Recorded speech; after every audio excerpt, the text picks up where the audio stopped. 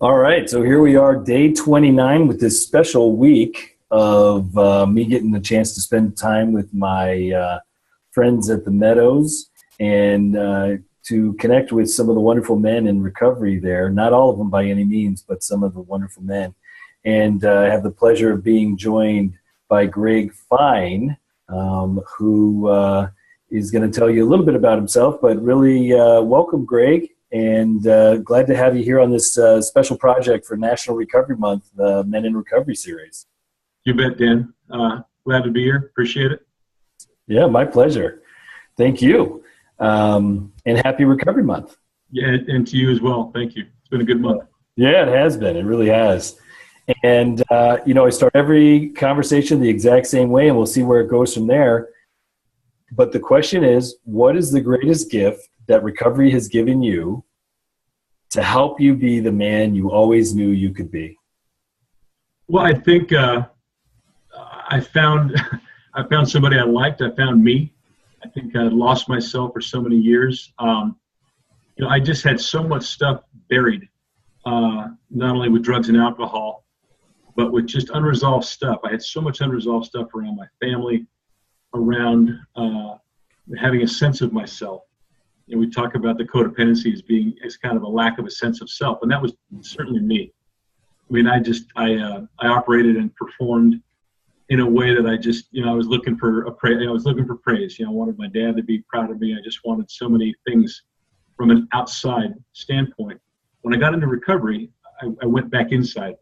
I didn't want to do that before because I didn't like who I was. And after I got in the recovery process, I kept taking more risks and going a little deeper. Talk about going through the steps. Certainly my first step was very powerful. Third step was powerful. I think what really ate my lunch around all this in a really good way was step 6 and 7. Getting rid of character defects, being willing to turn them over to higher power. That was a big one for me. And I think that set me on a course to really then be able to improve my conscious contact. I think it's a more authentic self, I think. I'm not so worried about the outside world. I'm not so worried about, what others are thinking of me or what may be happening, but really what is it that I need to do to have some comfort in my skin? I never knew how to do that. I think not only the 12 steps did that, but just knowing what recovery can bring. Again, that authentic self that I've been searching for so long, being of service to others, which is a big deal. That's really been a big one for me. My sponsor talks about, the whole recovery process and the definition of humility is the willingness to do it somebody else's way. And when he said that really hit home for me because I didn't want to do that. And I wasn't the most willing participant when I started this, but now I can't think of any other way to do it. And we talk about at the beginning that this is kind of a have to. Now it's a get to. And I get to go to meetings. I get to be of service. I get to do what I do at the Meadows. And I get to be part of friends and family that are very, very important to me. And that continues to grow. And I'm really very grateful for that. Yeah, that's really well said. It's interesting, too, that you bring up steps 6 and 7. So from the 12-step perspective, those are sometimes called flyover land. Sure. Because they can be so easily missed. But what's interesting is that in some of the literature, they do refer to this as the step that separates the men from the boys or the women from the girls, just to be inclusive. But, talk a little bit about that because, you even said part of recovery is being teachable. Part of recovery is learning how to do it someone else's way. Well, men aren't necessarily known for that, but we certainly, what is it that about just being able to be you, what is it about that really has helped you kind of separate from that boy to really feeling like a man, a man grounded in himself?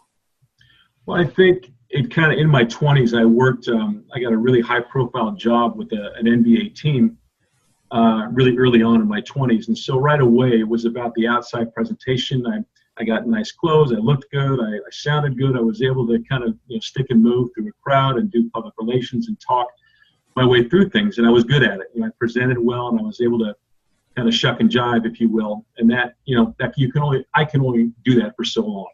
And so I think getting rid of the character defects, understanding what those are, because I was afraid to get rid of them because that was my shield. That was my defense. That's where I went to hide, was behind all that stuff. And once I stripped myself of that and really, again, did the work around what were those character defects, what is preventing me from addressing that stuff and really finding solutions. You know, it's that old saying that when you ask somebody to be their sponsor, it's not that they're going to say no, but they're going to say yes. But then the work begins. And so I think 6 and 7 it kind of had that feeling for me that I knew the answers were in there. And I knew that, you know, as soon as I was willing to go there, to go down that rabbit hole, if you will, that it was going to be a big deal. And I understood more that, you know, character defects about, it wasn't who I am, it's what was inside of me, creating that self that wasn't authentic. It was a person that, you know, I felt I needed to be in order to get on in the world. And through 6 and 7, it really helped me to understand not only do I not need to do that anymore, not only am I unique in this capacity, there are other men and women that are going through similar stuff, you know, to what I'm going through, and that there really is a solution, not only with HP, but with fellowship, understanding that, you know, there's a way out, there's a solution, and I really found that. And so when they come up, again, because it's not, you know, those of us that have been in recovery for a long time know that this stuff continues to come up. I've done the steps now, I think 5 times. I've hit many, many sober bottoms. And so sometimes this stuff does creep back up. But I have a team of men in my life that I really count on. I've had the same sponsor now for 15 years. And I have a good group of men and other people that I really trust and I can lean on, that I know are going to be there for me just as I am for them. And I never had that before. And so to be able to tap into that and not sit on the stuff that's bothering me or that may be triggering, not to sit on that, but to really handle that right away. I think with the 6 and 7 step stuff, really going through that thoroughly, that's helped me to understand a lot more why I was doing the things that I was doing and how I can, you know, what I can do to not do those things anymore. So, and just for our viewers who may not be that familiar, so step 6 and 7 is really, it's that idea that we become acquainted, we become aware of all those characteristics, those aspects of our personality that cause us so much suffering, and we create this readiness, we create this readiness to have them improved, to have them removed. And in 12-step parlance, it's really about surrendering to that process and availing ourselves to a higher power, to really kind of see that we're not going to fix us. You know, like so many men, it's like, I got to fix me. Yeah. Or we treat the steps as like a checklist. I've gone through that, you know, but you just said you've gone through the steps multiple times, as have I. And it's this really wonderful iterative process. And you said it, the willingness to have them removed. That's a big one. That was a big one for me. And once I got to that place of being willing, and a willingness to do it somebody else's way, that was another big one for me. And that's, again, helped me. But that's a big statement right there. And that was a really kind of a turning point for me. It was the willingness, like you said, to have those character defects removed. And, you know, you've got men in your life, and you mentioned that. And, you know, my guess is you guys aren't just sitting around watching sports. The idea is that you've got men in your life that you can be open with, that you can be honest with, that you can share your pain with, you can share your inner life with. That's not exactly how we're raised.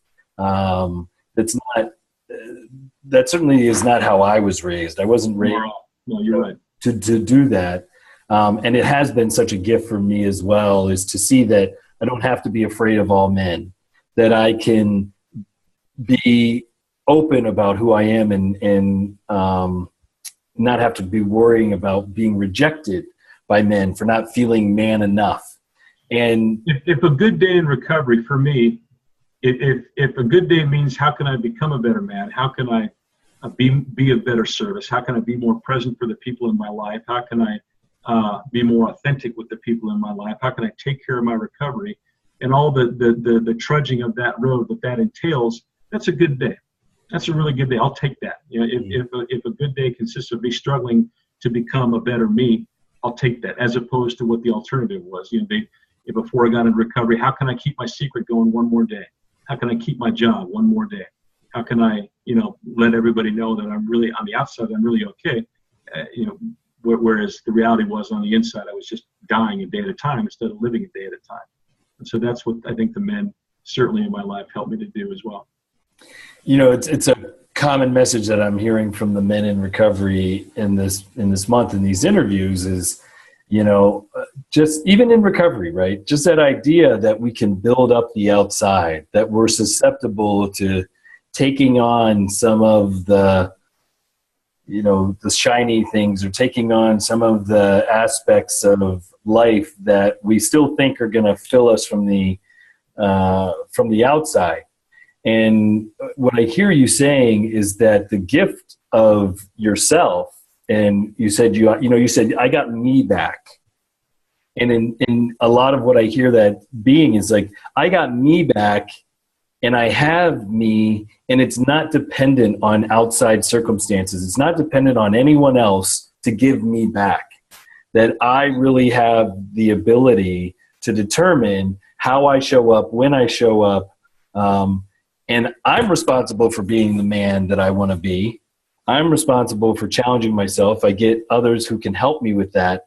But that it really comes down to me being willing to walk that path and show up as openly and honestly as I can.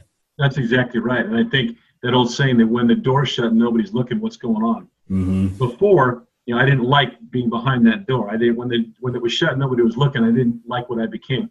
I'm really cool with that now. I'm cool being with Greg. I like being with me. I like doing things with me. I like spending time with me. I never felt that way before. I was never worthy of my own company.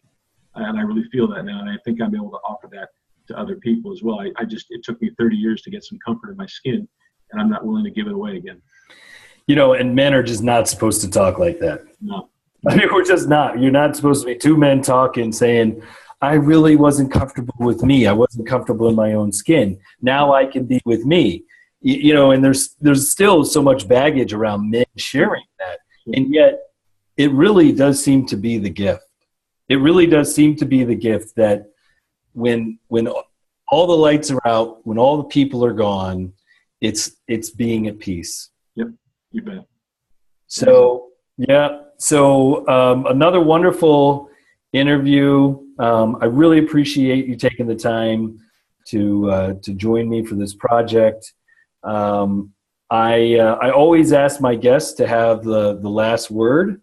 So I just want to say that I appreciate your honesty. I appreciate your vulnerability. I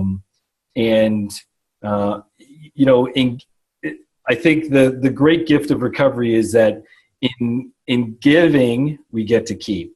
So in giving your authentic self, you get to remain your authentic self, and you get to grow in that authenticity, because the more you give that true self to others and you find that you're okay, the safer you feel to be that man all the time. Yeah. So in the only way I know how, please take us home. Well, let's see. If I can impart any wisdom in anybody, what I learned was, keep doing this until you want to do it. Keep going to a meeting until you want to go to a meeting. Keep calling your sponsor and doing steps until you want to do it. Keep doing those things like leaning in, like you talked about with other men. It isn't natural for us to do this. And so we do surround ourselves with other men and other people in recovery that, when I'm sitting next to somebody and I'm sharing the deep stuff that I'm, somewhat sharing with you right now, I know that the people sitting next to me not only can identify, but are going through their own stuff as well. And it can provide safety. So keep doing that. Keep suiting up and showing up. Keep taking risks. Keep doing the things you don't want to do. Keep listening to people that have walked before you. Know that, a bad day in recovery, like I said, if we're having a bad day in recovery, it doesn't mean that we're bad people. It doesn't mean that, people that are in recovery 5, 10, 20, 30 years, we're humans. We're gonna be human. We're gonna make mistakes. That's part of being alive. But it's not about, it's not about shame. It's not about, I am bad. It means that I'm human and I can make mistakes. And so to recover from that and know that that's not who I am, but that's something that I've done, and I want to repair that, whatever it may be. And the willingness to step into that, I think, is so rewarding, because once you get to the other side of that, it starts to become really addictive, if I may use the word, because then you want to get that more. You want to feel better more. I want to, like my old sponsor used to say, when I hang on to a resentment or character defects come up and I don't do anything about it, I need to take a nap, because it's so energy draining. I don't want to feel that way. I want to get rid of it. I want to process. I want to tell somebody about it, because I want to get to the good stuff, and I want to get to living a day at a time instead of dying a day at a time. Mm. Very well said. Thank you so much, and thank you for bringing your true self and your best, the best man that you can be, bringing that to this interview. And have a wonderful rest of your day, and happy Recovery Month again. And to you, Dan, thank you so much for including me. Yeah, thanks, Greg.